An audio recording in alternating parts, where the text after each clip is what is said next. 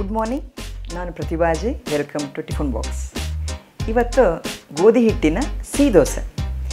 ಇದು ಎಷ್ಟು ಈಸಿ ಅಂದರೆ ಇದಕ್ಕೆ ತಕ್ಷಣಕ್ಕೆ ಮಾಡ್ಬೋದು. ಇವಾಗ ಅದಕ್ಕೆ ಏನೇನು ಬೇಕು ಅಂತ ಹೇಳ್ತೀನಿ. ಕಾಯಿ ತುರಿ, ಗೋಧಿ ಹಿಟ್ಟು, ತುಪ್ಪ, ಉಪ್ಪು, ಬೆಲ್ಲ. ತುಂಬ ಕಡಿಮೆ ಇಂಗ್ರೀಡಿಯೆಂಟ್ಸ್, ರುಚಿ ರುಚಿಯಾದ ದೋಸೆ ಮತ್ತು ಅದು ಫಾಸ್ಟ್ ಆಗುತ್ತೆ.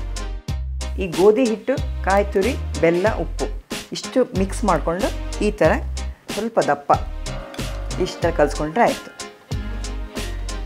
ಇದು ಆ್ಯಕ್ಚುಲಿ ನಾವು ಎಣ್ಣೆಯಲ್ಲಿ ಮಾಡೋಕ್ಕಿಂತ ತುಪ್ಪದಲ್ಲಿ ಮಾಡಿದ್ರೆ ತುಂಬ ರುಚಿ. ತವಾ ಕಾದಿದೆ.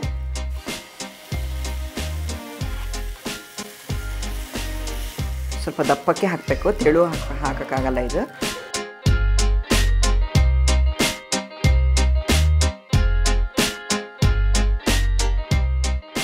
ದಿವಸ ಚಪಾತಿ ಮಾಡಿ ಬೇಜಾರಾಗಿರುತ್ತೆ, ಚಪಾತಿ ಲಟ್ಸೋಕ್ಕೂ ಬೇಜಾರು.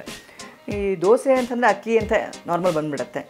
ಈ ದೋಸೆ ಥರನೂ ಇರಬೇಕು, ಚಪಾತಿ ಥರನೂ ಇರಬೇಕು ಅಂತಂದರೆ ಈ ತಿಂಡಿ ತುಂಬಾ ಅದಕ್ಕೆ ಕರೆಕ್ಟಾಗಿ ಸೂಟಬಲ್.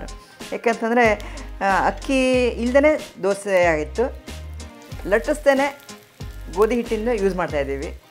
ಮತ್ತು ಇದನ್ನು ಆ್ಯಕ್ಚುಲಿ ನಾವು ಬಾಣಂತಿಯರಿಗೂ ಸಹಿತ ಯೂಸ್ ಮಾಡ್ತೀವಿ. ನೋಡಿ, ಚೆನ್ನಾಗಿ ರೋಸ್ಟ್ ಆಗಿದೆ. ಈ ಥರ ಬ್ರೌನಿಷ್ ಆಗಿ ಬಂದರೆ ಆಗಿದೆ ಅಂತ ಅರ್ಥ. ಹೀಗೆ ಕೆಳಗಡೆ ಗರಿಗರಿಯಾಗಿ ಎರಡು ಕಡೆ ರೋಸ್ಟ್ ಆಗಿದೆ. ಇದಕ್ಕೆ ತುಪ್ಪ ಅಥವಾ ಜೇನುತುಪ್ಪನ ಹಾಕ್ಕೊಳ್ಬೋದು. ಗರಿಗರಿಯಾದ ಸ್ವೀಟ್ ದೋಸೆ ರೆಡಿಯಾಗಿದೆ. ನೋಡಿದ್ರಲ್ಲ ಎಷ್ಟು ಈಸಿ ಇದೆ ಅಂತ ಹೇಳ್ಬಿಟ್ಟು. ತುಂಬಾ ಟೇಸ್ಟಿ ಇದೆ. ತಕ್ಷಣ ಮಾಡಿ ನೋಡಿ ನೀವು. ನಾಳೆ ಇನ್ನೂ ಹೊಸ ರೆಸಿಪಿಯೊಂದಿಗೆ ಬರ್ತಾಯಿದ್ದೀನಿ. Good bye.